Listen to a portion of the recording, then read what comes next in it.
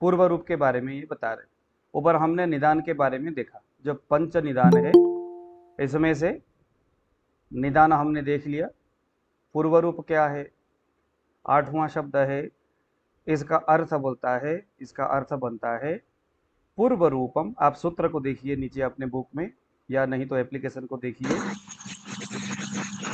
पूर्व रूपम प्रागुत्पत्ति, पूर्व रूपम, पूर्व रूप का मतलब होता है प्राग यानी पहले, उत्पत्ति यानी दिखने वाली, लक्षणम लक्षण किसके, व्याधे किसी रोग के। यानी कोई भी जो रोग है, रोग होने से पहले जो उसका लक्षण दिखता है, रोग होने से पहले लक्षण दिखता है, उसके बारे में ये यहाँ बता रहा है। चलिए एक उदाहरण निकालते हैं। निकालिए चरक चिकित्सा स्थान अध्याय नंबर 14।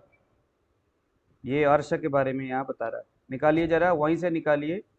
चरक चिकित्सा स्थान अध्याय नंबर 14।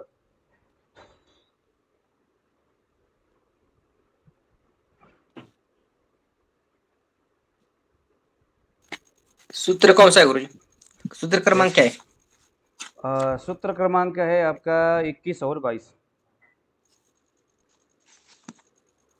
अध्याय का नाम क्या है? हाँ, अध्याय का नाम अर्श अर्श अर्श 21 और 22 निकाला। चरक चिकित्सा स्थान अध्याय नंबर 14 अर्श। आप इसी एप्लीकेशन के ऊपर सर्च बार में लिखिए पूर्व रूप, बस इतना लिख लो, अपने आप नीचे आ जाएगा। अर्श का पूर्व रूप लिखा होगा, उसमें क्लिक करो। अर्श चिकित्सा स्थान, चरक चिकित्सा स्थान अध्याय नंबर 14, सूत्र क्रमांक 21 और 22 निकल गया। यहाँ पर हम थोड़ा अभ्यास करेंगे पूर्व रूप के बारे में। क्यों पढ़ने का मतलब यही होता है, इसी तरह से पढ़ा जाता है। दूसरे जो पढ़ाने वाले जो टीचर है वो भी इसी तरह से पढ़ाने में यकीन करते हैं, क्योंकि विद्यार्थियों को यह जो पढ़ाने की विधि है वो जल्दी से समझ में आता है, बुद्धिमानी विद्यार्थियों को। तो देखिए जरा, अर्श का पूर्व रूप क्या बोलते हैं। आपके पास कोई भी रोगी आया, विष्टंभो अन्नस्य दौर्बल्यम कुक्षेराटोप एवच कार्शमुद्गार बाहुल्यम शक्ति सादोल्पविटकता ग्रहणी दोष पांडवर्ते राशंका चोदरस्य च पूर्व रूपाण निर्दिष्टा न्यर्स सामा विविधये। शब्द अगर आपको समझ में नहीं आया कोई बात नहीं, मैं इसका व्याख्या करूंगा। आप उस सूत्र तक पहुंचे कि नहीं पहुंचे? नहीं गुरुजी, अभी बहुत आसान है, इससे नहीं मिला गुरुजी। जी जी ये चलिए एनीवे, चलिए छोड़िए, अगर नहीं मिला तो कोई बात नहीं, नहीं मिला कोई बात नहीं, मैं यहीं से आपको पढ़ के सुनाता हूँ। गुरुजी सूत्र संख्या, सूत्र संख्या 21 और 22। चलिए अगर नहीं भी मिलता है तो आप उसको नोट कर लेना, आप उसको नोट कर लो, आप उसको नोट कर लो, और नोट करने के बाद फिर बाद में देख लेना, जब हमारा क्लास खत्म हो जाएगा तो एक बार देख लेना उसको, है ना। किसका अर्थ की चिकित्सा का है गुरुजी? हाँ, अर्थ चिकित्सा का है, अर्श अर्श अर्थ की चिकित्सा वाला। हाँ हाँ, अर्श अर्श अर्श चिकित्सा स्थान, अर्श चिकित्सा स्थान तो अध्याय ये तो नंबर 14। ये तो नवा है, हाँ, नंबर 9 है गुरुजी, अध्याय नंबर 9 है, 9 9 है क्या? आप वहां हाँ, पर उसमें 14वां अध्याय तो उन्माद निदान आपने देखना है, चरक चिकित्सा स्थान देखना है, चिकित्सा स्थान। हाँ, चरक चिकित्सा स्थान 9वां अध्याय है, अर्श का 14वां अध्याय तो उन्माद का है। ये देखिए यहाँ पर ये जो सूत्र या किसी ने रख दिया है, नमो बेबी ने, ये देखो। आप उसको चलो छोड़ो, यहाँ पर देखिए सामने आ गया, यहाँ पर एक सेकंड में आपको स्क्रीन दिखाई दे रहा है कि नहीं आप लोगों को? ये देखो, देखो यहाँ चरक चिकित्सा स्थान अध्याय नंबर 14, अध्याय नंबर 14, 21 और 22। अब आपने अपने आप लोग प्लीज अपने अपने ऑडियो को बंद करिए, जरा ऑडियो बंद करिए और ध्यान से देखिए जरा पूर्व रूप का क्या महत्व है, कितना बड़ा इसका अर्थ है, इसका हिसाब किताब है। आपके पास रोगी आया, अब ये रोगी पूर्व रूप अवस्था में आया है, रूप अवस्था में आया है, या अर्स रोग के अवस्था में आया है, यानी रूप यानी रोग। देखो क्या लिखता है यहाँ पर, विष्टम्भोन्नस्य दौर्बल्यम कुक्षे राटोप एवच कार्शमुद्गार बाहुल्यम शक्ति शादोल्पविटकता। अब आपके पास एक रोगी आया और वो क्रमशः ये बात बोलता है, सर मेरे तो अजीर्ण हो रहा है, खाया हुआ डाइजेशन नहीं होता, पेट में गैस बन जाता है, कॉन्स्टिपेशन होती है, शरीर में वीकनेस लग रहा है, दुर्बलता, पेट में आटोप यानी गुड़गुड़ करके आवाज आता है, शरीर जो है वो दुर्बल हो रहा है, उद्गार उसको डकार आता है, पैर में अवसाद यानी पैर हमेशा सुन्न होता रहता है, पैर में कभी कभी दर्द होता है, एकदम सुन्नपन होती है पैरों में, मल कम मात्रा में आना, जो उसकी जो स्टूल है वो कॉन्स्टिपेशन के कारण से बहुत कम मात्रा में मल आता है, रोगी लेटिन करने के लिए जाता है लेकिन प्रॉपर तरीके से लेटिन नहीं आता। या रोगी बोलता है कि सर पहले मुझे आईबीएस था, पहले मुझे ग्रहणी रोग था, आईबीएस था, इरिटेबल बाउल सिंड्रोम टाइप का कुछ ऐसा रोग था, सर मुझे पहले बहुत ज्यादा कॉन्स्टिपेशन होता था, सर मेरे को पहले पांडु रोग था, एनीमिक कंडीशन था, पांडु रोग था, सर मेरे को ना पहले उदर रोग था, यानी पेट से जुड़े हुए जो है तमाम प्रकार के जो उदर रोग है, चाहे वो जलोदर हो, चाहे वो मंदाग्नि हो, चाहे वो आपका किसी भी तरह के पेट से जुड़े हुए जो रोग है था, सर मेरे ना पहले अतिसार था, यहाँ इन्होंने अतिसार नहीं रखा बट अतिसार यानी डायरिया होता रहता था, और उसके बाद अभी मुझे शरीर में वीकनेस हो रहा है, पेट में गुड़गुड़ करके आवाज आ रहा है, शरीर दुर्बल हो रहा है, उद्गार यानी डकार आ रहा है, पैरों में अवसाद यानी पैर में झंझनाहट होती है, सुन्नपन पैरों में बना रहता है। इसका मतलब है यह तो भैया, यह तो बवासीर का पूर्व रूप है रे।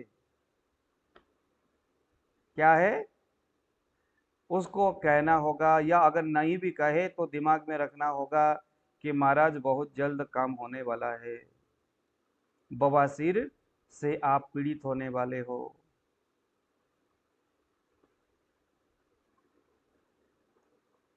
अर्श का इसीलिए ये पूर्व रूप है। तो पूर्व रूप का मतलब होता है कोई भी रोगी रोग अवस्था में आने से पहले कुछ सिम्टम्स दिखता है। जैसे हमारे पास संजय पंडित जी बैठे हुए हैं, बहुत सारे लोग हैं, मैं एक उदाहरण आप लोगों को देता हूँ, अपने अपने ऑडियो को खोलना है, जो समझ में आता है बोलना है, फिर ऑडियो बंद करना है। मैं अगर आपको कहूँ एक बच्चा बाद में जाकर के बिगड़ने वाला है, एक बच्चा बाद में जाके बिगड़ने वाला है, चोरी डकैती वगैरह ये सारी चीजें करने वाला है बाद में जाके, तो बचपन में उसका कैसा स्वरूप रहेगा, उसका लक्षण क्या रहेगा बचपन में, जिसने बाद में जाके बिगड़ना ही बिगड़ना है, उसका बचपना कैसा होगा जरा आप बताइए। हमारे संजय पंडित जी, हमारे आदर्श शर्मा जी वो बता सकते हैं, बताइए उसका बचपना कैसा रहेगा, उसका शैतान स्वभाव होगा, कैसा रहेगा।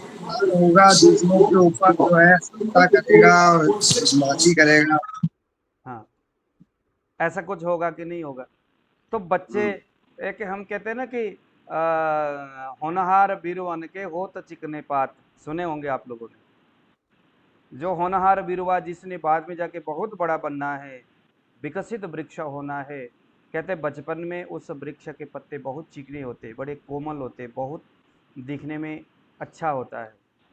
और जिसने बाद में कुछ ही साल के बाद, कुछ ही वर्ष के बाद जिस वृक्ष ने खराब हो जाना है, टूट जाना है, सड़ जाना है, गल जाना है, बिगड़ जाना है, उस वृक्ष के पत्ते बचपन से ही कैसा होगा, बचपन से ही खुरदरा होगा, जला कटा पिटा सा होगा, दुखी होगा, सही तरीका से उसका विकसित नहीं हुआ होगा। तो शरीर में रोगों के संदर्भ में भी ऐसा ही है। कोई भी रोग होने से पहले वो अपने 4-5 अवस्थाओं को शरीर में बताता है। रोग होने से पहले शरीर में कुछ 4-5 स्थितियों को बताता है। मैं इस बात को हर एक मेरे नाड़ी की क्लास में बताता हूँ। संचयम च प्रकोपम च प्रसारम स्थान संश्रय। आज मैं उसके बारे में थोड़ा सा व्याख्यान करूंगा। हमारे जो न्यू स्टूडेंट है उनको इसके बारे में शायद मालूम ना हो,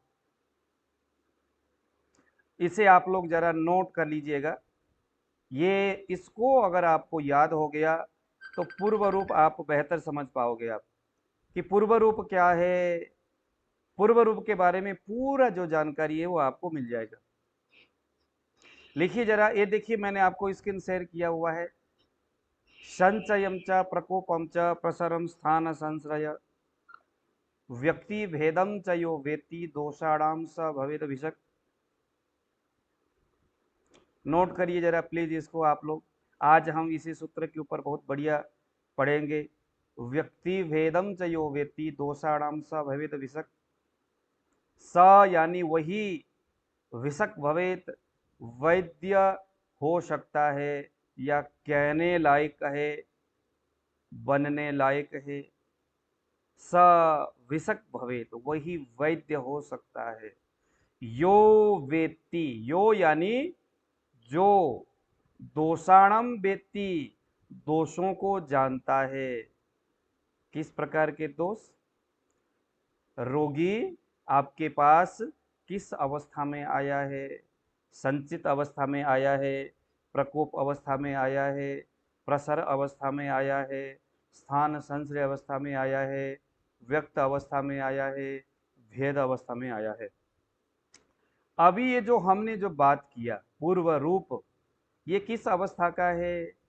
ये भेद अवस्था का नहीं है, यह व्यक्त और स्थान संश्रय इन दोनों के बीच का अवस्था है पूर्व रूप।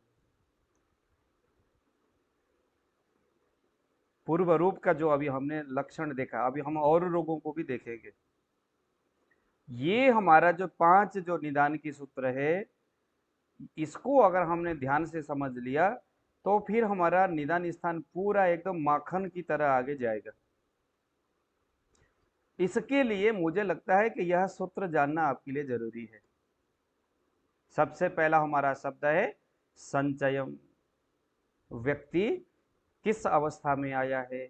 संचित अवस्था में आया है। क्या होता है ये संचित अवस्था? संचित अवस्था का मतलब होता है जैसे कोई आदमी आप लगा लो हेमंत ऋतु अगर है, हेमंत ऋतु में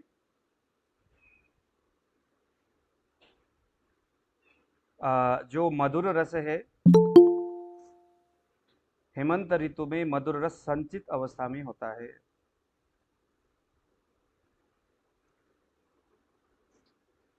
मधुर रस संचित अवस्था में होता है क्योंकि उस समय हम बहुत ज्यादा मधुर रस का सेवन करते हैं।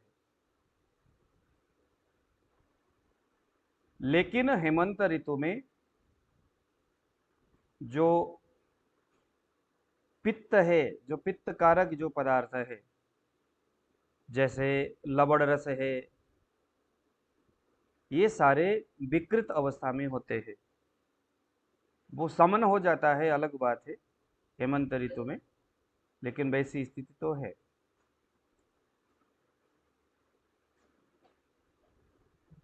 संचित का मतलब होता है स्टोर होना शरीर में। वर्षा ऋतु में शरीर में वायु जो है, शरीर में बहुत ज्यादा उद्वेलित अवस्था में हो जाता है। वर्षा ऋतु में विकृत अवस्था में, प्रकोप अवस्था में वायु होता है। वर्षा ऋतु में पित्त संचित अवस्था में होता है। शिशिर ऋतु में जो कफ है वो संचित अवस्था में। इसको आप लोग लिखिए जरा, संचय जो ये शब्द है इसको आप लोग लिखिए। जो शिशिर ऋतु है, जनवरी और फरवरी, इसको हम शिशिर ऋतु मानेंगे।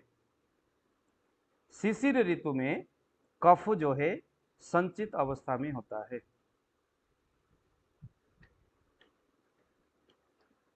मान लीजिए शिशिर ऋतु था, जनवरी फरवरी में आपने बहुत ज्यादा कफकारक चीजें खा लिया। हालांकि आयुर्वेद बोलता है कि उस समय आपको गुरु द्रव्य का भोजन करना है।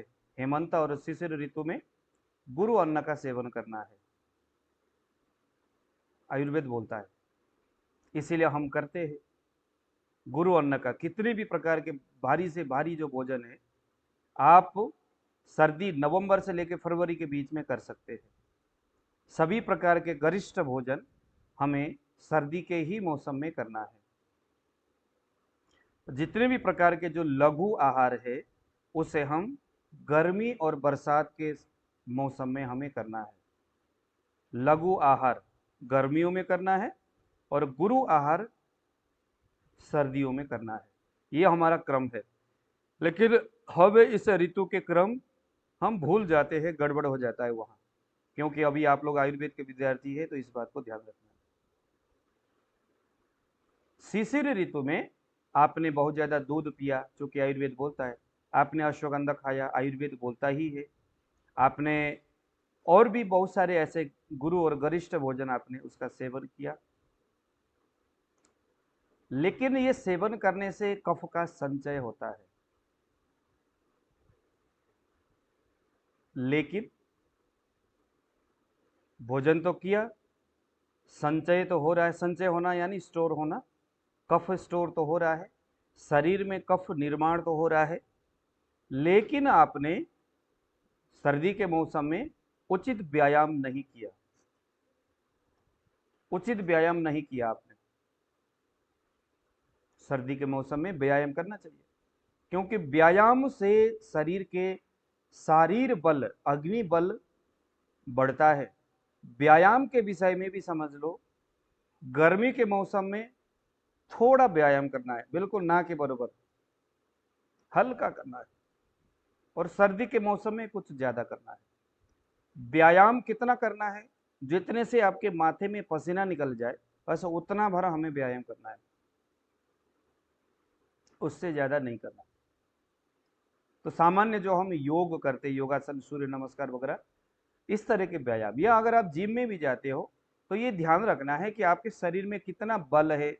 उस बल से आधा बल जब क्षीण हो जाए, तब आपको वहां से बाहर निकलना है। ऐसा नहीं कि पूरा बल लगा दिया। लेकिन आपने कफ का संचय होने तो दिया, लेकिन उस वक्त आपने व्यायाम वगैरह नहीं किया, दिन भर आप सोते रहे, खाते ही रहे, तो ये अधिक मात्रा में कफ संचित अवस्था में होगा। तो ये पहला सूत्र है, संचयम च। शरीर में आपको कफ स्टोर हो रहा है।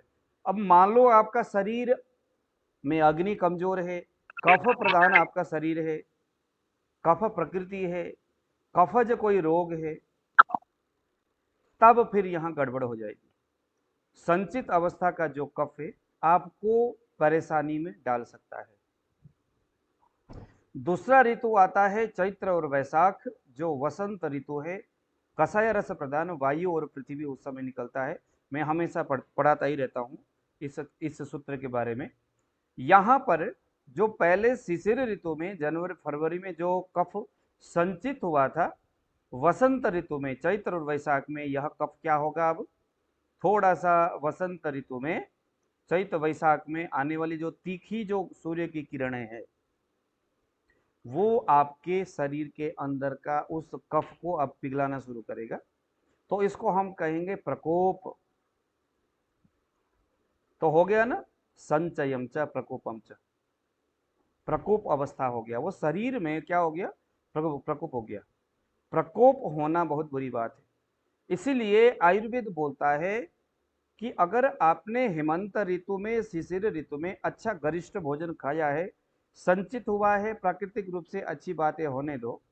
बोलते हैं कि भैया आप एक काम करो ना, आप ये नवरात्र के आसपास में 1-2 दिन तक का थोड़ा सा लघु भोजन करके आप एक बमन करा दो।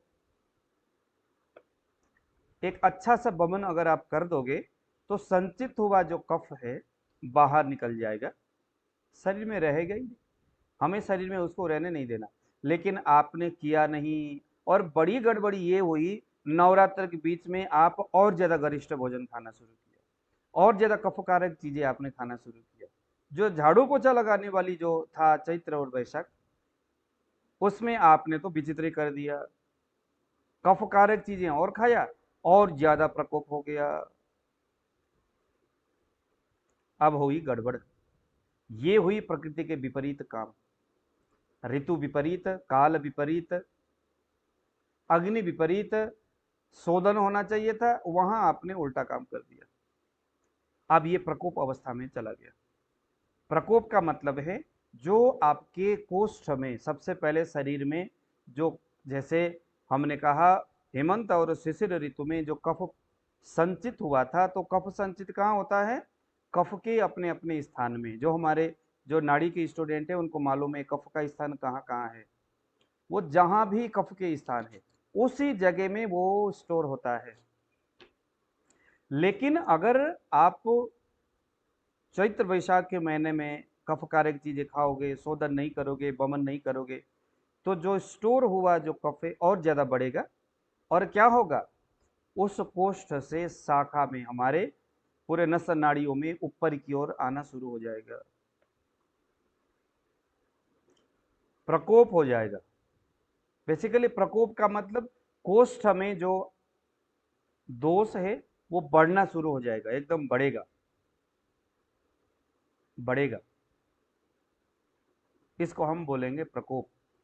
प्रकोप के बाद फिर तीसरा जो आता है मई और जून, जिसको हम कटु रस प्रदान यह महीना होता है, मई और जून। ग्रीष्म ऋतु जब आता है तो महाराज ग्रीष्म ऋतु में जो कुछ भी अन्न भोजन पानी जो कुछ भी होता है उस ऋतु में सभी कटु रस प्रदान होता है।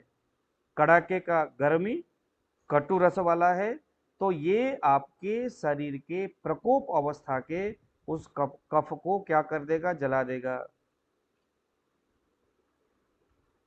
कफ अभी तो कोष्ठ में छुप छुप करके रह रहा था, अब ये इसको जला देगा।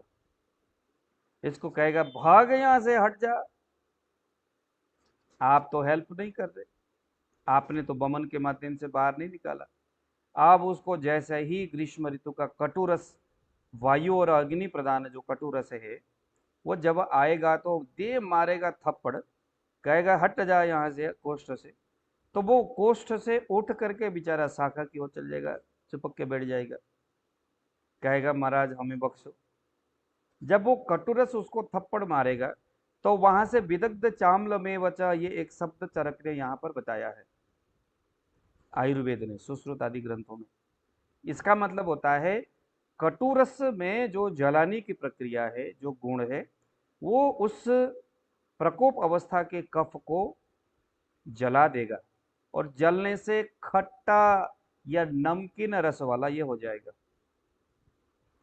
इसको हम बोलेंगे कोलेस्ट्रॉल, इसको हम बोलेंगे ट्राइग्लिसराइड, इसको हम बोलेंगे बैड एलिमेंट्स, जो कि हमारे शरीर को अब रोगग्रस्त करने वाला है, हमारे नस नाड़ियों के अंदर चले जाएगा। वो अंदर तो चला गया, लेकिन अंदर से अब कोष्ठ में नहीं आ सकता। इसको नोट करके रख लो। आप इस तरह से उल्टे पुल्टे चीजें खाते रहोगे उस समय, और ग्रीष्म ऋतु जब आया, मारा थप्पड़, यानी उसको जलाया, जलने से या खट्टा रस वाला अम्ल गुण वाला हो गया, या हो गया वो आपका लवण रस वाला, और वो वहां से उठ करके कोष्ठ से शाखाओं में चला गया, लिगामेंट्स के अंदर गया, वेन्स में गया, टेंडन्स में गया, ब्लड वेसल्स में गया, हर जगह पहुंच गया। पहुंचने के बाद, एक सेकंड प्रकाश जी मैं खत्म करूं, पहुंचने के बाद क्या होगा? पहुंचने के बाद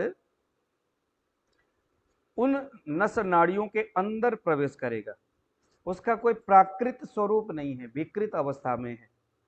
तो झाड़ू पोछा लगाने वाला वायु जो है विकृत किसी चीज को नहीं उठाता।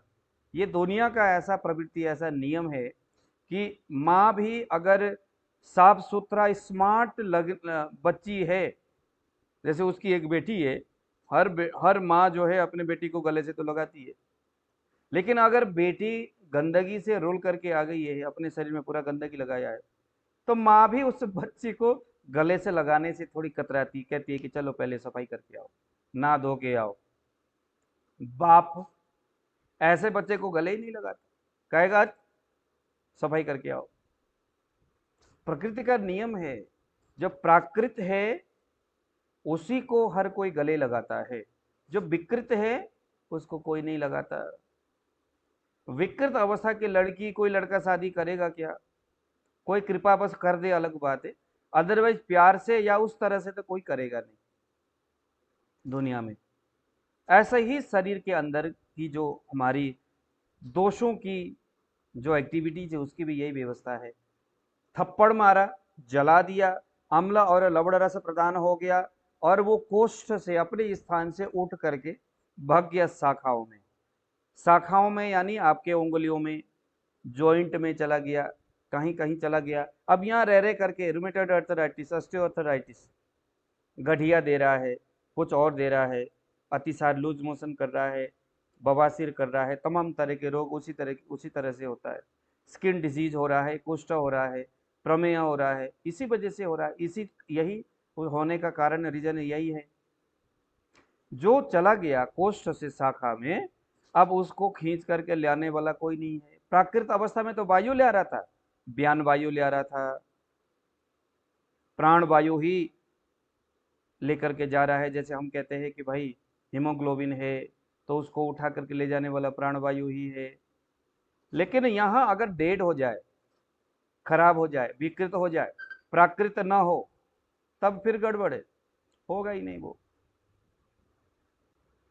नहीं ले आएगा।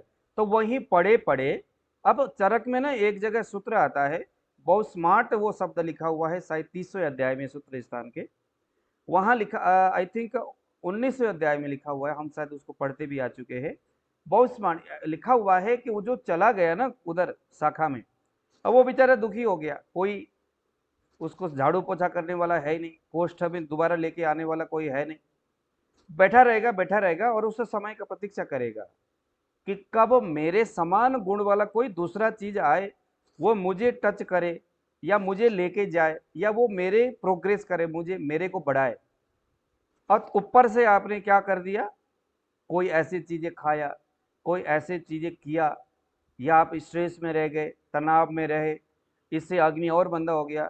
मंद अग्नि होने से उस तरह के एलिमेंट्स और तरह तैयार होने लगे। वो कोष्ठ से शाखा में गया, उस शाखा में जाते पहले से बैठा हुआ चुपके, उसको बल मिल गया। जैसे ही उसको बल मिलेगा, बल मिलने से व्याधि का एक पूर्व रूप वहां से होना शुरू हो जाएगा, तैयार हो जाएगा। अभी जो अर्श का पूर्व रूप हमने जो कहा, वो उस जगह में टच होने से हो गया। अब वो जो है ना, वो जगने लग गया, वो विकृत अवस्था से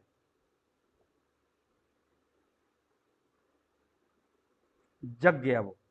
अब जैसे ही वो जगता है, उसकी चीजें जैसे जैसे बढ़ती जाती है, तो बिगड़ते हालात में उस कोशिका की, उस टॉक्सिन्स की वृद्धि यानी वो बढ़ता रहता है।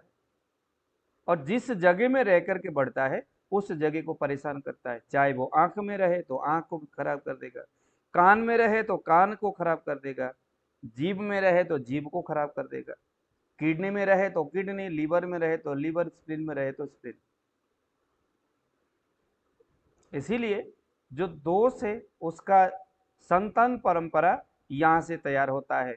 तो पहले संचय होता है। संचय अवस्था में शरीर कैसा, क्या क्या लक्षण होता है, तो इसको भी जरा देखते हैं यहाँ पर।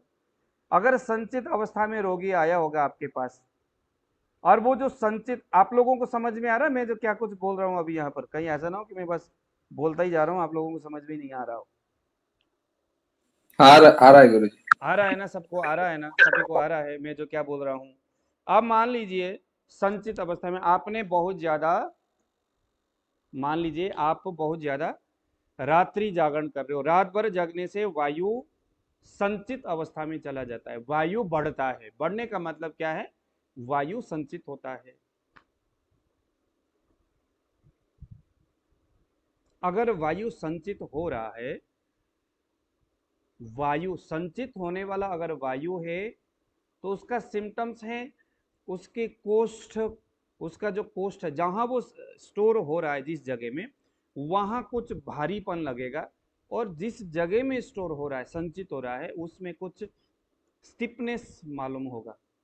अगर घुटने में है तो वहां होगा, घुटने में अगर स्टिफनेस मालूम पड़े, वहां भारीपन लगे, वहां झंझनाहट लगे, घुटने उठाने बैठाने में दिक्कत होने लगे, समझ लो कि ये वायु का संचित अवस्था है।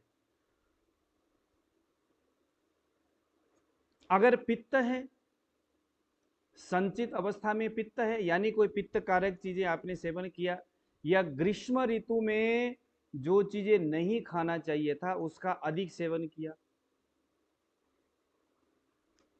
गर्म चीजों का ज्यादा सेवन किया, इसका मतलब पित्त शरीर में अब संचित हो रहा है, यानी बढ़ रहा है। हम कहते हैं ना भाई पित्त बढ़ गया, तो पित्त क्या हो रहा है? संचित हो रहा है। तो संचित अवस्था में पित्त होगा तो क्या होगा? शरीर, उसकी जो आपकी जो स्किन है, आपकी जो नाखून है, आंख है, कुछ पीला सा दिखेगा, और धातु को डाइजेस्ट करने की जो क्रियाएं हैं, जो जो काम है, रस धातु, रक्त आदि है, जो इसकी जो अग्नि है वो थोड़ा मंद पड़ना शुरू हो जाएगा।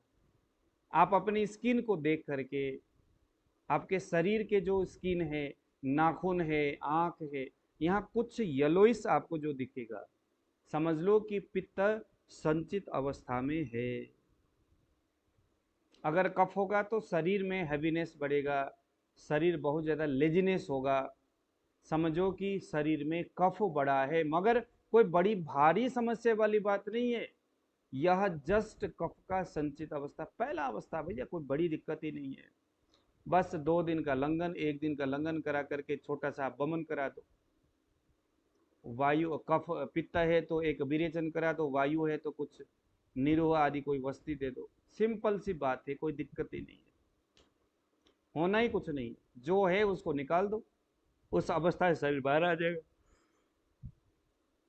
अगर नहीं निकाला, अब शरीर तो बोल रहा है, शरीर में भारीपन तो लग रहा है, आपके पास रोगी आया, सर क्या बताए सर, नींद बहुत ज्यादा आती है, शरीर में भारीपन है, सुस्ती है, आलस्य है, ज्यादा भूख नहीं लगता, अगर भूख लग भी गया तो 4 घंटे कुछ ना भी खाऊं तो कोई बड़ी दिक्कत नहीं है, समझ लो कफ बढ़ रहा है, मगर कैसा?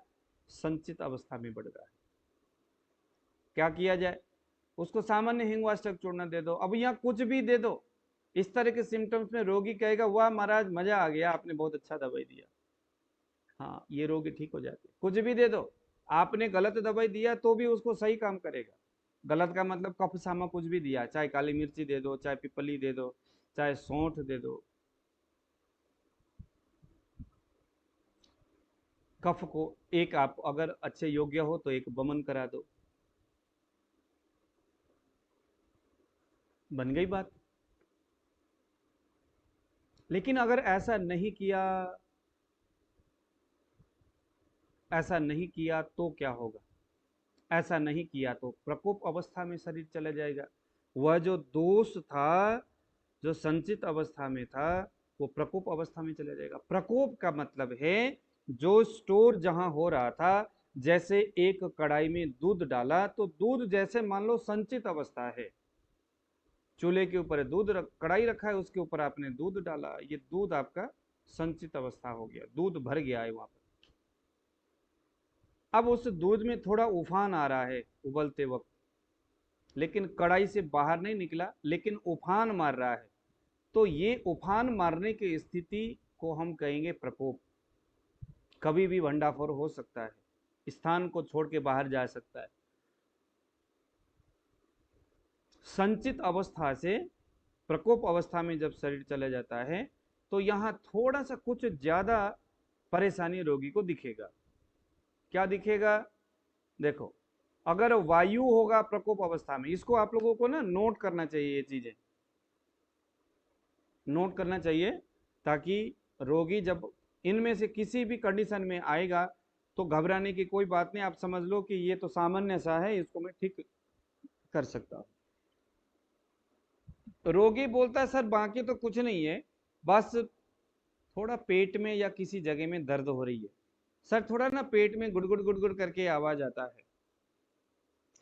संचित अवस्था में क्या था? थोड़ा भारीपन था, और कुछ स्टिफनेस था, लेकिन थोड़ा बढ़ गया। अब यहाँ थोड़ा दर्द देगा और गुड़गुड़ाहट देगा वायु। पित्त यहाँ अब पहले जो पीला पीला सा दिखाई दे रहा था ना, अब पित्त प्रकोप अवस्था में जाते वक्त क्या करेगा, थोड़ा प्यास दिखाई देगा, थोड़ा सा खट्टी डकारे आएगा, शरीर में थोड़े थोड़े जलन होगा। रोगी बोलता है सर बाकी कोई दिक्कत ही नहीं है, बस यही है, समझ लो ये प्रकोप अवस्था में है। कफ, कफ अगर प्रकोप अवस्था में जाता है तो भोजन के प्रति द्वेष, खाना खाने का मन ही नहीं करता, और नोजिया जैसा कभी कभी हो जाना, वोमिटिंग टेंडेंसी होना, या कभी कभी जी मचलता है ना, जैसे कैसा होता है, एकदम जी मचलना बोलते हैं, उल्टी आने जैसी स्थिति जब होती है कभी कभी, तो कैसा होता है शरीर में, तो ऐसा कुछ कंडीशन होना ये कफ का प्रकोप अवस्था है। अब मान लो कि इस कंडीशन में रोगी आया था, लेकिन उसको ये तो नॉर्मल लगा, यार ये तो कोई बड़ी बात ही नहीं है, इसमें उसने क्या किया, आजकल तो सबसे आसान है, बस एलोपैथ कुछ मेडिसिन खाओ, अरुचि हो रही है चलो कुछ मेडिसिन खाओ, मेडिसिन ही खा रहा है। जो दोष है संचित से प्रकोप हो गया, उसको वो देख नहीं रहा है, उसको वो क्योंकि किसी आयुर्वेदिक अच्छे विद्वान डॉक्टर के पास, वैद्य के पास नहीं जा रहा, अगर जा भी रहा है तो कोई सामान्य जो जड़ी बूटी फूंक फांक करने वाले जो लोग हैं, उनको, जिनको आयुर्वेद पता ही नहीं, अरे आपका तो मंदाग्नि हो गया जी, आप ये खाओ, कोई बात नहीं सर, आपका खट्टी डकार है तो अम्ल पित्त है, एक काम करो अम्ल पित्त की दवाई खाओ। अब अम्ल पित्त है कि नहीं उसको मालूम ही नहीं, अम्ल पित्त के क्या क्या सिम्टम्स है वो उसको मालूम नहीं है, उसके पूर्व रूप क्या क्या है वो उसको मालूम नहीं है। ये सामान्य अवस्था में गया था, लेकिन उसने स्ट्रॉन्ग मेडिसिन अम्ल पित्त के हिसाब से दे दिया, लेकिन दिक्कत क्या था, वो रोगी प्रकोप अवस्था में गया, बस इतनी सी बात है। यहां पर भी रोगी अगर सही उपचार नहीं करता है तो तीसरा जाएगा प्रसर।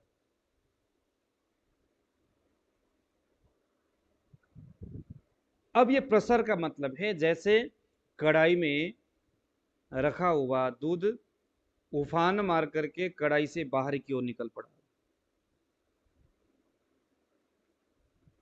तालाब में आपने डैम बनाए थे, पानी भर गया और डैम ही तोड़ करके इधर से उधर निकल रहा है, छोटे छोटे छिद्र बनाया, मिट्टी को तोड़ मड़ोड़ करके और अलग अलग जगह से जा रहा है, कोई इधर के गांव को डुबो रहा है, कोई उधर के गांव को डुबो रहा है, तो इसको बोलते प्रसर। प्रसर का यानी चलना। वो जो पहले स्टोर होके बैठा था, जो वहां बढ़ रहा था कोष्ठ में, अब वो बढ़ेगा, वो आगे की ओर जा रहा है। इस अवस्था में कफ पित्त वात इन तीनों ही जो ऊपर से जो आ रहा है, अगर वायु होगा तो विमार्ग गमन हो जाएगा, इसको हम बोलते हैं विमार्गगामी होना, दोषों का विमार्गगामी होना, विमार्गगामी हो जाना। अब कोष्ठ से शाखा की ओर चला गया। अब इस अवस्था में रोगी आएगा तो यहाँ वायु अगर है तो पेट में गुड़गुड़ करके आवाज आएगा और शरीर में एक प्रकार के स्टिफनेस जैसी स्थिति बनी रहेगी। अगर पित्त है तो उष्णता के प्रतीति, चोस, चुभने की जैसे वेदना, शरीर में जलन, डकारे आना, ये सारी चीजें पित्त, इस तरह के सिम्टम्स।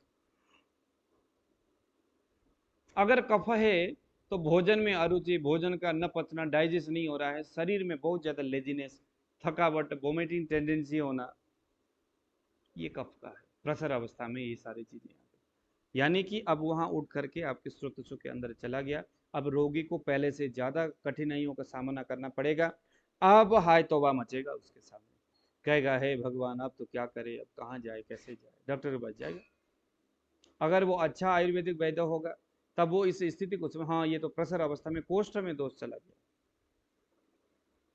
तब यहां पर हमें पंचकर्म की चिकित्सा करना है। शोधन चिकित्सा बोलते हैं ना जिसको, प्रॉपर पंचकर्म के दीपन, पाचन, स्नेहन के बाद बमन, विरेचन, वस्ती, ये करना है। पहले अकेला बमन, सामान्य अकेला विरेचन, अकेला वस्ती से काम चल रहा था, लेकिन अब नहीं चलेगा, क्योंकि दोष कोष्ठ से उठ करके शाखा में गया है। उस शाखा से कोष्ठ को बाहर ले आने के लिए क्या क्या करना होगा, देखो पंचकर्म की इस प्रोसेस को मैं बताता हूं आपको। यानी कोष्ठ से दोष उठ करके नस नाड़ियों के अंदर गया, ऐसा चिपक के फुदक करके वो वहां पे बैठ गया कि अब दोबारा नीचे आने को नाम नहीं ले रहा है। हमने क्या किया, पहले दीपन पाचन किया, क्योंकि ये जो गया था ना, ये तो कच्चे अवस्था में गया है, पका हुआ अवस्था में नहीं। अब आप कहोगे महाराज अभी तो आप कह रहे थे कि जब ग्रीष्म ऋतु आता है जो कटुरस है वो उसको जला देता है, तो मैं आपको कहूं कि जला हुआ अन्न पका हुआ नहीं माना जाता, जला हुआ अन्न कच्चा ही रहता है। आप एक कढ़ाई कुकर ले लो और उसमें पानी डालो, चावल डालो, नीचे से खूब तेज आप आग लगा दो, नीचे से जल्दी से पानी सूख जाएगा, बाद में निकाल करके देखोगे वो कच्चा ही रहता है अंदर से। पकने के लिए मिनिमम उसका जो है टेम्परेचर होनी चाहिए अग्नि का, और उसके लिए टाइम चाहिए होता है, जितने टाइम से रह करके वो पाक हो सकता है उतना टाइम। यानी कि विदग्ध अवस्था में गया है, यानी वो कच्चे अवस्था में है, या बहुत ज्यादा जल गया है, तो उसको भी हम पका नहीं कहेंगे, वो जला ही है ऐसा कहेंगे, है ना। कि भाई आपने कढ़ाई में चावल तो रखा था बट ये जल गया है, पक गया, हम ऐसा नहीं कहते। तो इस अवस्था को हम कहेंगे प्रसर अवस्था, ये सब जगह चलेगा। यहां पर आपने पहले दीपन पाचन देना है, चाहे आप सौंठ दे दो, शंखवटी दे दो, आरोग्यवर्धिनी है, पंचकुल चूर्ण है, ये सभी क्या करेगा, उस जो कोष्ठ से शाखा में गया हुआ जो था ना, जो अभी गया फुदक के, वो उसको वहीं पर जला देगा, उसको वहीं पर उसको पकाएगा, बेसिकली जलाएगा भी नहीं, उसको शिथिल कर देगा, उसके अंदर जो अपक्व अवस्था है उसको वो ठीक कर देगा। उसके बाद फिर चिकित्सक आपको स्नेहन, घी, तेल, वसा, मज्जा देगा।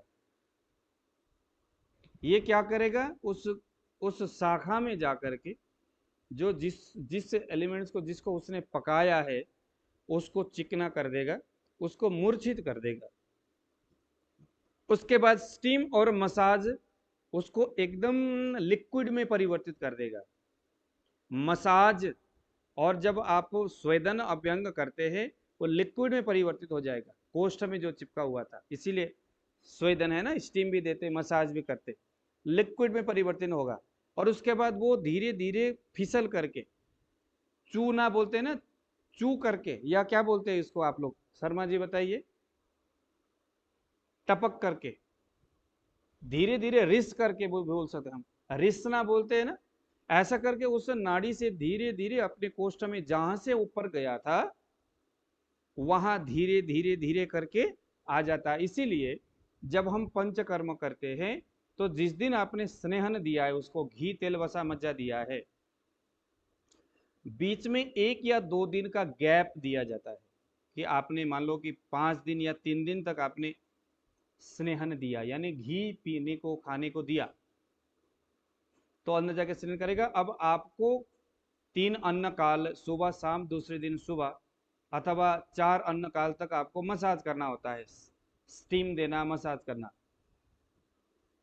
लेकिन जो घी जो आपने दिया है स्नेहन के लिए बढ़ते क्रम में, वो 1 या 2 दिन तक फिर बीच में गैप किया जाता है, ताकि वो अंदर जाए, प्रॉपर तरीका से उस टॉक्सिन्स को चारों ओर से उसको द्रवीभूत बनाए, उसको लिक्विड फॉर्म में कन्वर्ट करे, और उसके बाद उसको नीचे की ओर पिघला दे, पिघल करके नीचे कोष्ठ में आ जाए। वो 2 दिन का वो वक्त होता है।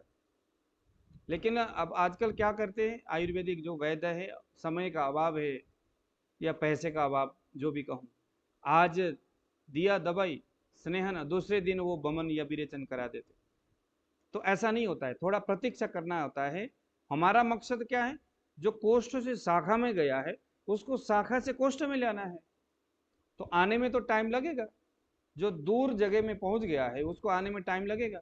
इसीलिए 1 या 2 दिन तक, किसी को 1 दिन, किसी को 2 दिन तक स्नेह देने के बाद बीच में गैप रखा जाता है, फिर तीसरे दिन उसको फिर बमन किया जाता है। बमन क्यों, जो कोष्ठ में ऊपर से आया ना वो टॉक्सिन, जिसको अभी आपने घी, तेल, वसा, मज्जा खिला पिला करके, अभ्यंग करके, जिसको आपने पिघला करके कोष्ठ में ले आए थे, वो कोष्ठ में आया हुआ टॉक्सिन अब कोष्ठ से बाहर निकालेंगे। कैसे निकालेंगे, अगर कोष्ठ ब्रेन है तो नाक से नस्य करके निकाल दो, इसीलिए हम देते हैं अणु तेल, षड़बिंदु तेल।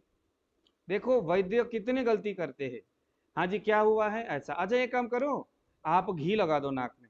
घी किस लिए लगाना भैया, इसीलिए लगाना क्योंकि उसको स्नेह जो जो टॉक्सिन है वो कोष्ठ में आ जाए। स्नेह देने का मतलब ही यही होता है। लेकिन आप तो पता नहीं कितने महीनों तक ही दे रहे हो घी, घी डालते जा रहे हो अगला रोगी। उसका मकसद ये है कि नश्य करके अब उसको बाहर निकालना है, बाहर तो आप निकाल ही नहीं रहे हो। आपको बस इतना पता है कि घी लगाना है नाक से तो रोगी ठीक हो जाएगा। पहले 2-3 दिन तक तो उसको अच्छा लगता है क्योंकि उस पॉइंट में पहुंच जाता है जहां टॉक्सिन जिसके वजह से उसको जैसे माइग्रेन है, फ्रोजन शोल्डर है, जगह में तो पहुंचा, टॉक्सिन को उसने घेर लिया, स्नेहन बना दिया, कोष्ठ में भी ले आया। लेकिन अब आप जो है आपने उसको बमन ही नहीं दिया, विरेचन ही नहीं दिया, वस्ती नहीं दिया, नस्य नहीं दिया, तब क्या होगा, वह कोष्ठ उसी जगह में आकर के फिर कुछ दिन तक देखता रहता है, भाई तो यार मुझे निकाल क्यों नहीं रहा है, ये दिक्कत क्या है। दिक्कत कुछ नहीं है, बस आपको पैसे उतना मिला नहीं है, या आपको नॉलेज नहीं है, या रोगी माना नहीं। अब रोगी भी बड़े विचित्र के होते कुछ लोग, अरे महाराज आप 10 दिन से आप यही देते जा रहे हो, कुछ होता तो कुछ नहीं, आप पता नहीं क्या करे जा रहे हो। आप रोगी को नहीं समझा पा रहे या रोगी समझ नहीं पा रहा है, फिर रोगी 11वें दिन छोड़ देता है। आपने रोगी को कहा कि महाराज एक काम करो, 6 दिन तक आपको मैं ये दूंगा, 7वें दिन ये करना है। 5 दिन तक तो रोगी ने वो सब किया, कोष्ठ में बड़े मुश्किल से आ गया टॉक्सिन। अब कोष्ठ से उसको बाहर निकालना है, रोगी आया ही नहीं। रोगी को लगा कि यार वैद्य जी तो बहुत ज्यादा पैसे लेते, होता कुछ है नहीं। रोगी आया नहीं, न आने से क्या हुआ, उसी को बड़ी दिक्कत होगी। जो कोष्ठ में एक बार आ जाने के बाद दोबारा अगर वो शाखा में जाएगा, क्योंकि दूसरा ऋतु जब आएगा और उसके विपरीत गुण वाला ऋतु होगा, तब तो वो ठोकेगा आकर के उस कोष्ठ में, जैसे ग्रीष्म ऋतु में कफ को ठोका था। ठोकेगा ही नहीं ठोकेगा, ठोकेगा। फिर क्या होगा, फिर वो जाएगा उसी जगह में जहां से पहले वैद्य ने उसको लेकर के आया था, निकाला तो नहीं है। वो ऐसे जब वो जाएगा ना दोबारा, अब वो और ज्यादा घातक हो जाएगा। इसीलिए आयुर्वेदिक चिकित्सा एक अनाड़ी आदमी द्वारा किए जाने पर वह रोगी को एक असाध्य कंडीशन में वो वैद्य पहुंचा। इसलिए आयुर्वेद चरक ने बताया है कि वैद्य को अच्छा नॉलेज होना चाहिए सभी शास्त्रों का। सिर्फ प्रैक्टिकल जानने से कोई फर्क नहीं पड़ने वाला। आप सिर्फ पंचकर्म सेंटर चलाते हो, आप प्रैक्टिस करते हो, लेकिन ये सिद्धांत तो आपको मालूम ही नहीं है कि आप स्नेहन क्यों कर रहे हो, अभ्यंग क्यों कर रहे हो, आप वस्ती देने का मकसद क्या है, बमन का योग्य क्या है, क्यों है बमन, हम मसाज क्यों करते हैं। जैसे हम लोग क्या करते हैं, सर्दी के मौसम में साइनस होता है, जुकाम नजला होता है, तो हम लोग स्टीम लेते हैं ना। स्टीम लेने से हमें बड़ा अच्छा लगता है, ओह क्या बात है, मजा आ गया। यानी स्टीम लेने से जो दोष आपके शाखा में चला गया था वो कोष्ठ में आ गया। जब वो कोष्ठ में आता है तो हमें बड़ा आराम लगता है आराम। लेकिन कोई भी ऐसा है ही नहीं जो कि स्टीम लेने के बाद वो बमन करता हो। उल्टी का बमन करने की कोई व्यवस्था, नश्य वो करता नहीं है, बमन वो करता नहीं। अरे भैया स्वेदन का मकसद ही यही है कि शाखाओं से कोष्ठ में दोष को ले आना, कोष्ठ में आए हुए दोषों को बाहर निकालना है, बाहर निकालना है उसको बाहर निकालने के लिए ही तो हम कोष्ठ में दोष को लेके आ रहे हैं। लेकिन वो हमसे नहीं हो। अरे नहीं सर बमन मेरे से नहीं कराया जाता। रोगी कहेगा अरे क्या बात है सर, कहां मैं उल्टी करता फिरूंगा, मेरा तो ऑफिस का टाइम। यहां जाकर के गड़बड़ हो जाती है। जो अच्छा होने वाला था, अच्छा हो रहा था, वो यहां जाकर के आपके सिद्धांत के न जानना आपके लिए और उस रोगी के लिए गड़बड़ कर गया। उसके बाद क्या होगा, उसके बाद होगा स्थान संश्रय, दोष दुष्य सम्मूर्षणम से व्याधि। अभी तक व्याधि नहीं हुआ, अभी तक अर्सा नहीं हुआ, अभी तक पूर्व रूप भी नहीं हुआ, अभी तक पूर्व रूप भी नहीं हुआ। प्रसर अवस्था के बाद जब स्थान संश्रय हो जाता है तब होता है रोग का अवस्था। कैसे, वह कोष्ठ से आपके मल द्वार की ओर टॉक्सिन जा रहा था। बवासीर में क्या बोलते हैं, मांस धातुगत व्याधि है ये। तो कोष्ठ से शाखा में गया, बड़ी आंच से उठ करके दीवारों को फांद करके लांग करके तोड़ करके शाखा में चला गया, वो छोटी छोटी नसों के अंदर प्रवेश कर गया। लेकिन आप तो बस चिकित्सा आप उस विधि से कर नहीं रहे। अब क्या हो गया, आपका मांस धातु पहले से ही दुखी था, बिगड़ा हुआ था, और वह भी आपके वस्ती स्थान के मांस धातु पहले से कमजोर था। वहाँ के जो लिगामेंट्स है, वहाँ के जो टेंडन्स है, पहले से कमजोर था। वहाँ की जो त्वचा है पहले से इस बात के लिए तैयार बैठा हुआ था कि आ बैल मुझे मार और मैं रोऊं। तैयार था, पहले से बिगड़ा हुआ था। अब यहां पर जो वो बिगड़ा था, आयुर्वेद कई सारे ग्रंथ में इसके कई सारे व्याख्या करते हैं। वो बिगड़ा किस लिए था, कैसे बिगड़ा था, वस्ती स्थान। तो अर्श के संदर्भ में अभी हम लोगों ने अर्श को ही पढ़ा था पूर्व रूप में। तो यहाँ टॉक्सिन चला गया, चिकित्सा आपका प्रॉपर हुआ नहीं, और वहां के मांस धातु की जो परमाणु है वो पहले से कमजोर था। अब देखो, जब हम अर्श प्रकरण पढ़ते तो वहां बताते आपके पूर्व जन्मों के किए कर्मों के परिणाम स्वरूप वो कमजोर था। आपके किसी दिन भर बेड में, दिन भर कुर्सी में बैठे रहने से वहां के परमाणु डैमेज हो गया, इसीलिए वो कमजोर था। या अन्य भी बहुत सारे वो रीजन जिसने आपके मलद्वार के आसपास के मांस धातु के कोशिकाओं को, उसके परमाणुओं को डैमेज कर रखा था, कमजोर कर रखा था।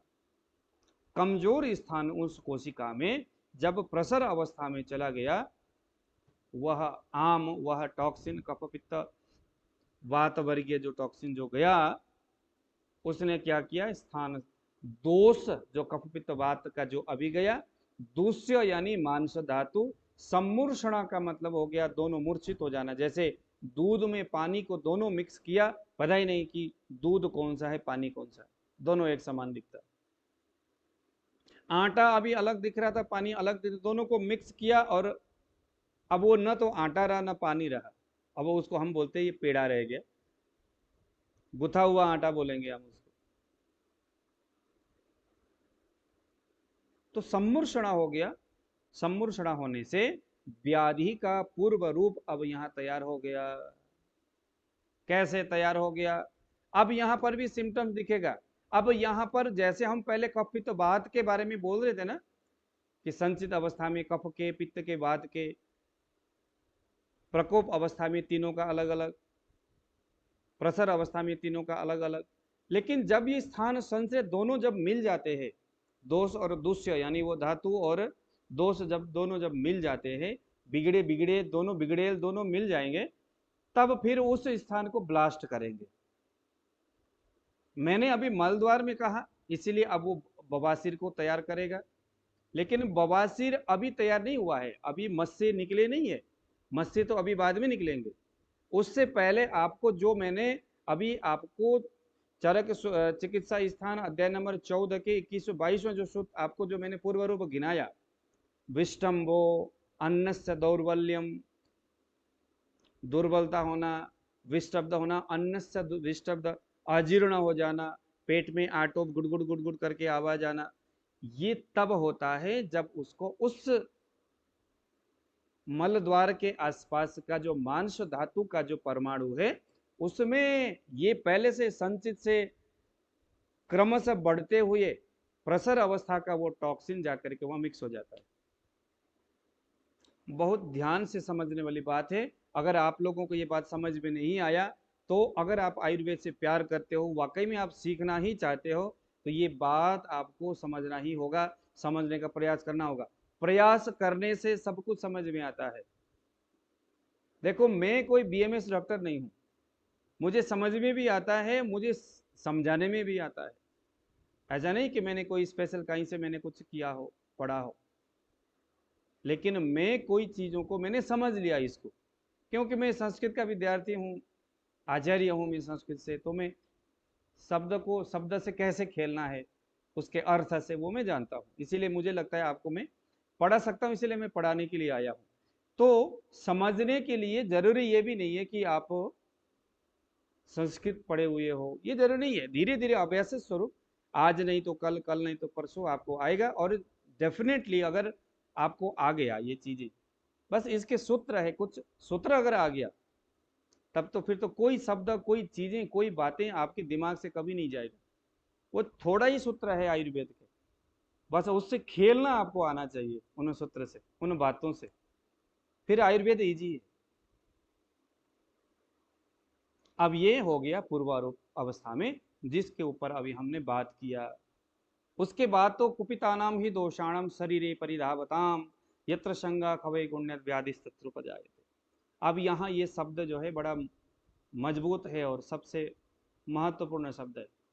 दोषाणाम कुपितानाम शरीरे परिधावताम। जो कुपित दोष है ना, वो कोई एक जगह में बैठा नहीं है अभी। मतलब ऐसा भी नहीं है कि प्रसर अवस्था में जाने के बाद कोई दोष, जो टॉक्सिन जो अभी हमने प्रकोप से ऊपर बढ़ाते हुए गए, वो किसी एक जगह में स्टोर होके बैठा हो, दुबक के बैठा हो कि भाई मैं यहाँ पर हूं। नहीं, ये क्या बोलता है, अब प्रसर अवस्था में हो जाने के बाद परिधावता, पूरे शरीर में घूमता रहता है, हर जगह घूमता रहता है, इधर से उधर रस और रक्त के साथ मिला हुआ है, घूमता ही रहता है। यत्र संग खवे गुण्य, जहां पर खवै गुण्यता पैदा हो गया, विकृति पैदा हुई, कोई अर्गन बिगड़ा हुआ है, कोई खंडित है, कोई टूटा है, कोई फूटा है, कोई पहले से ही पूर्व कर्मों के परिणाम स्वरूप या आपके चोट लगने से या कुछ ऐसी चीजें होने से कहीं खंडित है, कहीं बिगड़ गया।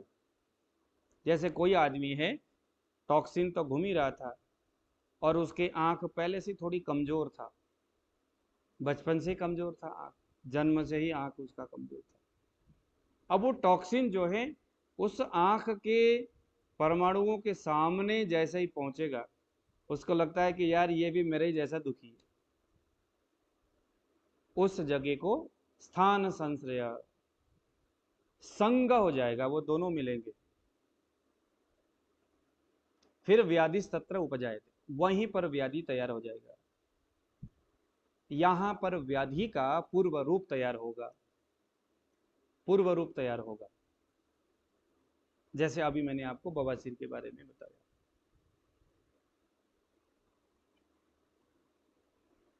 ठीक है, चलिए जरा, अभी हम लोगों ने अर्श के बारे में देखा, अब हम जरा ज्वर के बारे में देखते हैं।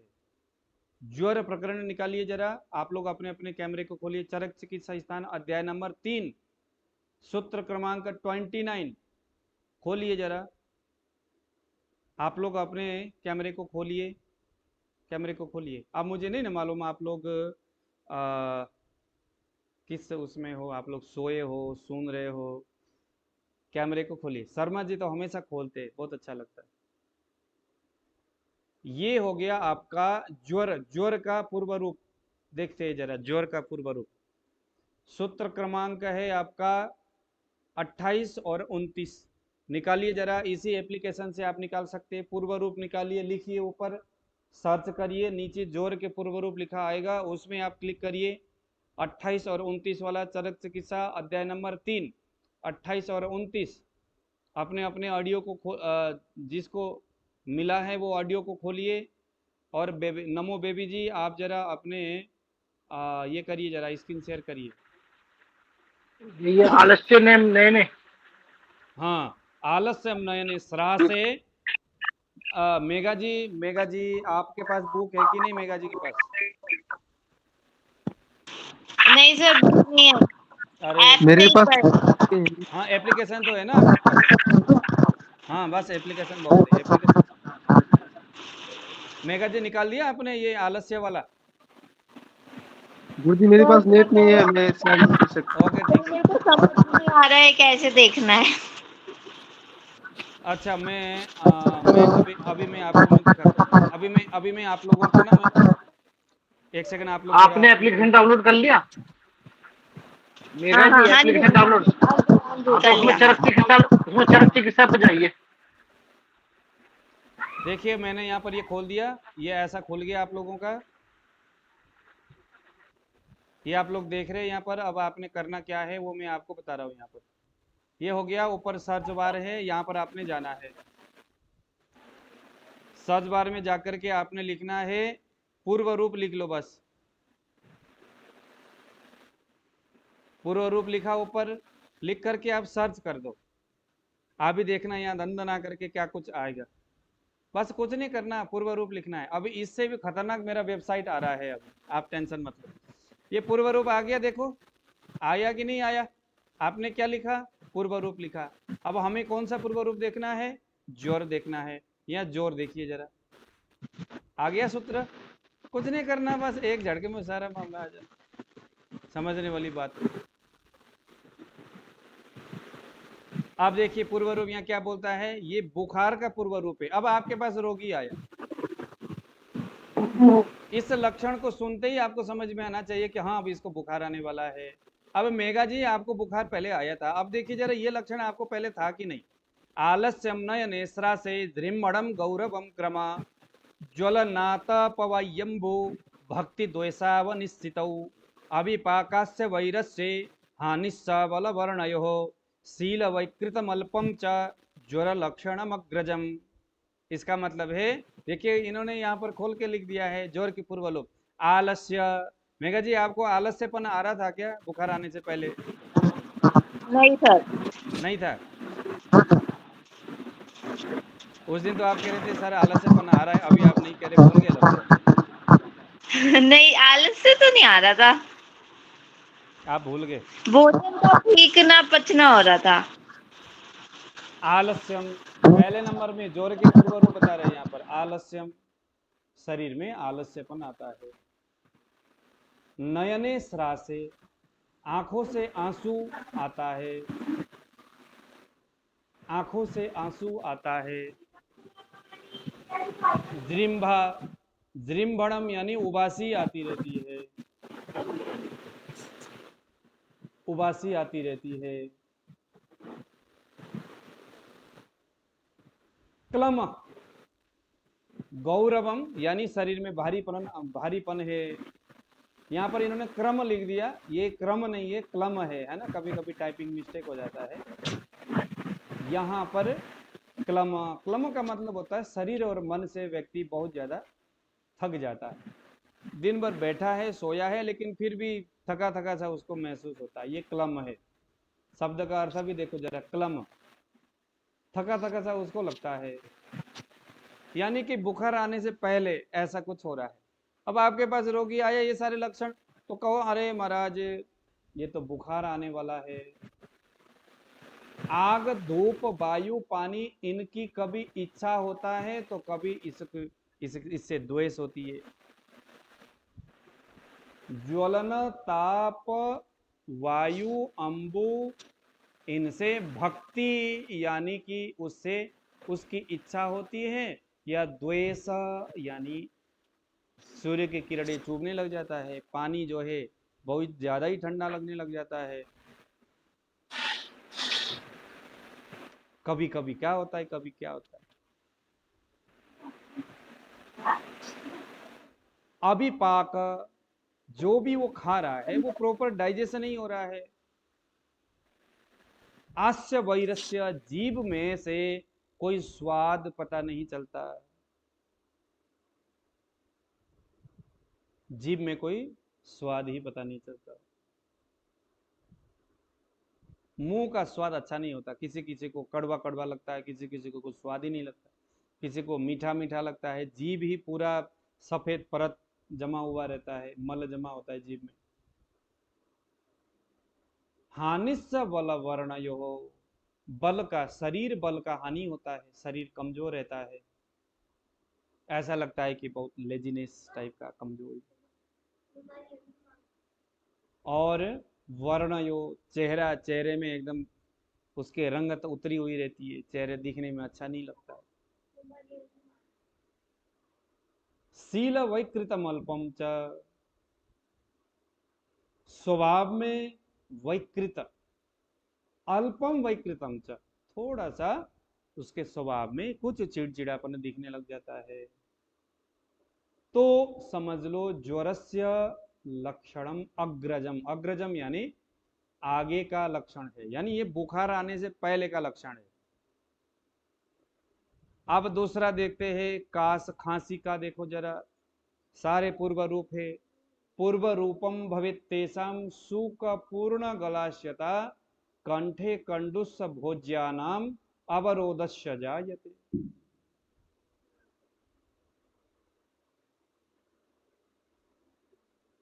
मुख और गला सुख से पूर्ण होता है। सुख का मतलब होता है, ऐसा लगता है कि गले में ना जैसे कुछ कांटे सा अटक गया है, ऐसा लगता है जैसे कोई कांटा गले में अटक गया है,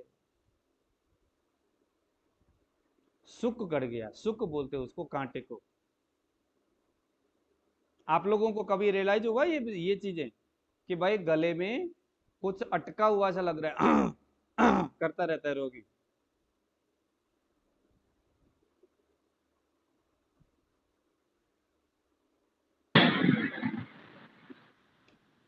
कंठे कंडुस, गले में खुजली होती है। भोज्यानाम अवरोधस्य, भोजन करने को बैठता है लेकिन गले के अंदर जाता ही नहीं है। समझ लो इसको खांसी आने वाला है। अब इसको ना, रोगी आपके पास किस अवस्था में आया है? पूर्व रूप में आया है तो उसका चिकित्सा और होगा, रूप अवस्था में आया है तो उसका चिकित्सा और होगा, स्थान संश्रय अवस्था में आया है तो उसका चिकित्सा अलग होगा, व्यक्त अवस्था में आया है तो उसका चिकित्सा। ये हम पूरा का पूरा इसकी जो डिटेल है उसे हम सीखेंगे कहाँ पर? बाद में निदान स्थान में। अभी मैं आपको एक चीज यहाँ पर दिखाता हूँ। आप लोग ना इसे, अब मैं ये जो चीज मैं दिखा रहा हूँ ये मैं आपको इसीलिए दिखा रहा हूँ क्योंकि अभी आप लोगों को मैं ये बस जस्ट बताना चाहता हूँ कि आप लोगों को जितना समझ में आता है उतना ही इसको समझ लो महाराज। समझ में नहीं आता पैनिक होने की जरूरत नहीं है। हम आपके लिए बहुत सारी चीज़ें करते आ रहे करने अभी हम लोग यहाँ पर करने वाले हैं। देखो मैं आपको स्क्रीन शेयर करता हूँ। अब ये जस्ट कुछ ही दिन के बाद इसमें मैं आपको ये मेरा जो सिस्टम है ये मैं आपको ओपन करके दे दूंगा। आप लोग देख रहे हैं यहाँ पर, दिखाई दे रहा है यहाँ पर? अब यह देखो, अब ये देखते हुए तो आपके फेस देखना, आप लोगों को दिखाई दे रहा है यहाँ पर? ओके, आप देखिए यहाँ पर मैंने लिखा फीवर। फीवर लिखा। अब ये फीवर लिखने के बाद नीचे वो कौन कौन से रोग है जिसमें फीवर होता है वो सारी चीजें यहाँ पर है। यहाँ से थोड़ा टटोलना है। अभी मैं यहाँ पर एक चीज और कर रहा हूँ। आपको मान लो फीवर भी है और आपको कॉन्स्टिपेशन भी है।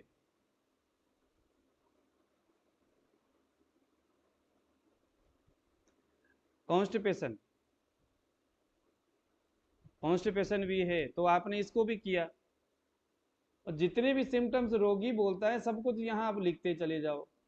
5, 6, 7 जो भी रोगी बोलता है सर मुझे ये हो रहा है वो भी लिख दो, वो हो रहा है वो भी लिख दो। लिखने के बाद फिर आप बोलो भाई इतना ही है ना या और भी है कोई? इतना ही है या और भी है कोई? बोलेगा सर हाँ इतना ही है, बस ये सर्च में आप क्लिक कर दो। अब ये चीज बस ये एंड है, इसको इसके ऊपर अभी हम यहाँ पर काम करने वाले हैं।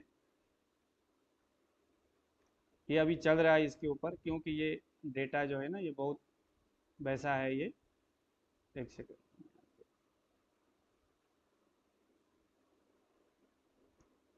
यहाँ पर ये इसके ऊपर ना बड़ा लंबा चौड़ा काम हो रहा है अभी। देखिए यहाँ पर इस तरह से चीजें आएगा। देखिए यहाँ पर देख रहे हैं यहाँ पर कितने सारे सिम्टम्स है इसके।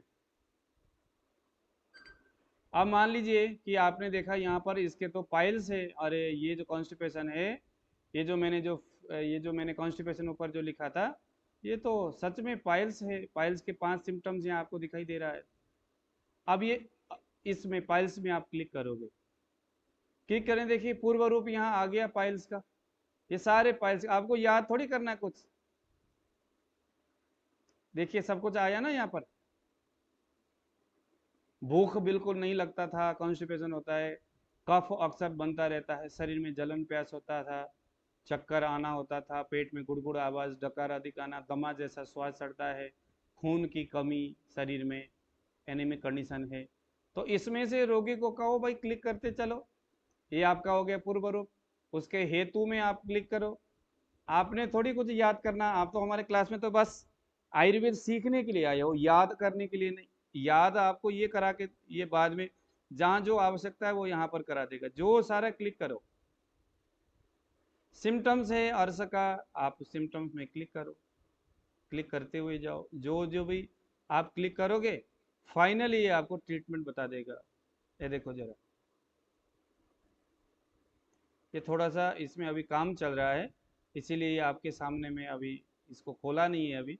इसीलिए मैं आप लोगों को कहता हूँ कि अभी आप लोगों को ना कोई ज़्यादा सोचना नहीं है, ज़्यादा याद नहीं करना है, बस पढ़िए, दिमाग में उन शब्दों को रखें जितना भी दिमाग में चढ़ सकता है, सब कुछ उसको रखने का प्रयास करें। बाकी की चीज़ें हम बाद में सीखते रहेंगे, करते रहेंगे। जो वेबसाइट है वो आपको हेल्प करेगा, कौन सा ट्रीटमेंट देना है, कौन सा मेडिसिन किस कंडीशन में देना है, रोगी किस कंडीशन में आया है, पूर्व रूप अवस्था में आया है तो क्या देना है, रूप अवस्था में आया है तो क्या देना है, वो सब कुछ ये करेगा ना। आपने कुछ नहीं करना है, आपने तो जस्ट क्लास में आयुर्वेद का आनंद लेना है। बस आयुर्वेद पढ़िए, आयुर्वेद की जो बातें हैं, आयुर्वेद की जो सिद्धांत है उसको आपने पढ़ना है। बाकी एक एक करके आपके सामने चीज़ें, आपने ना कोई याद करना है। आप ये भी सोचने की ज़रूरत नहीं है कि भाई यार इतना लंबा ग्रंथ है, इतने लंबी लंबी बातें हैं, कहाँ दिमाग में बैठेगा, कुछ नहीं। ठीक है जी, तो ये सारी चीज़ें हैं। तो बाकी आज हम लोगों ने पूर्व रूप देखा, कल हम कुछ और चीज़ें देखेंगे इसके संदर्भ में। ठीक है, इसके आगे 9वां जो सूत्र है वो हम कल पढ़ेंगे। किसी ने कुछ सवाल करना है तो आप कर सकते हैं।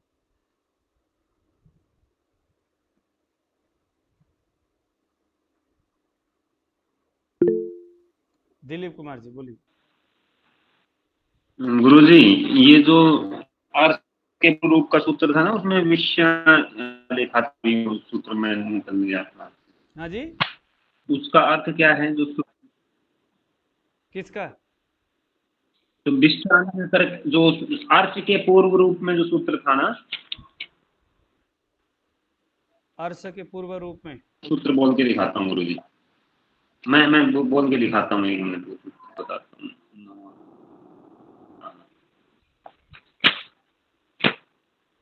विष्टम्भनस्य, तो विष्टम्भन का मतलब क्या बताया था गुरुजी? विष्टम्भ यानी कॉन्स्टिपेशन।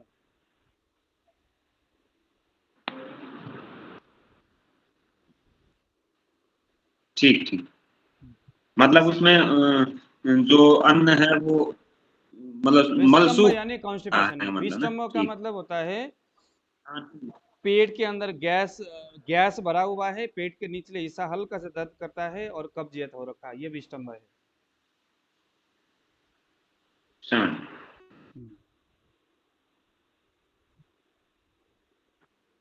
और किसी ने कुछ पूछना?